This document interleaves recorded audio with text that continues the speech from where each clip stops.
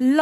यो अम्बकलाई के भएको फल्दा फल्दै घरभित्रै छिन आँटिसक्यो त फल्न पनि बारदलीमा आएर फलेको छ टिप्न पनि यति सजिलो यताउता होइन टपक्क टिपो खाइहाल्यो पेटै घट्न पाउँदैन टिप्न मन लागेर 5-6 दाना त टिपिहाले फ्याल्यो भने मम्मीले मार्नुहुन्छ अब मम्मीसँगै बसेर खान्छु मम्मी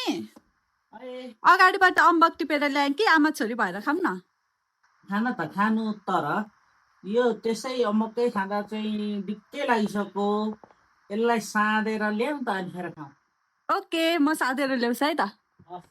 प्यारी मम्मीको स्पेसल डिमान्ड अनुसार चाहिँ फर्स्ट टाइम अम्बक साँधेर बनाउँदैछु पहिलाबाट अम्बकलाई सिधै पानीमा चुप्लुङ चुप्लुङ धुनतिर लागे अनि यसलाई धोएर चाहिँ मस्त पानी तारिदिए अनि होइन चपचप पारेर काटेर एउटा बोलमा हालेर के बेर यसलाई साइडमा राखिदिन्छु त्यति बेरसम्म चाहिँ सिलौटोमा धुले खोर्सानी नुन अनि मजाले कागती निचोरेर अघिको अम्बकलाई माथिबाट टक्कसँगले हालेर हातले मस्त मोलमाल पारे एक बाइट खाएको त चाट मसला चाहिँ हाल्ने बिर्सेछु हतार हतार चाट मसला हाले अनि थोरै कागती रक्छु यसलाई पनि हाल्थे यति कागतीले मात्र पुग्दैन जस्तो लाग्यो किनकि बारीभरि लटरम्मै कागती फलेको छ अनि सिधै बारीमा गएर टपक्क टिपेर ल्याए मम्मीले थाहा पाउनु भयो भने चाहिँ घरदेखि खेदाइदिनुहुन्छ तर मैले चाहिँ लुक्की छुपी गरेर धोएर मजाले चप्चो पारेर काटेर हाले फाइनली थोरै धुले खोर्सानी अनि हरियो धनियाँ हालेर मजासँगले मलमाल गरेर फाइनल टेस्ट गरेँ होइन अति नै बबाल मिठो भएको थियो यति गरिसक्दा चाहिँ अनि यसलाई सिधै एउटा बटुकामा हाले अनि काँटा चम्ची हालेर चाहिँ सिधै लगेर मम्मीलाई खानु दिएको अति नै बबाल मिठो लाग्यो रे मम्मीलाई चाहिँ अनि हामी दुवैजनाले इन्जोय गर्दै खायौँ अति नै बबाल मिठो भएको थियो यसरी खाँदा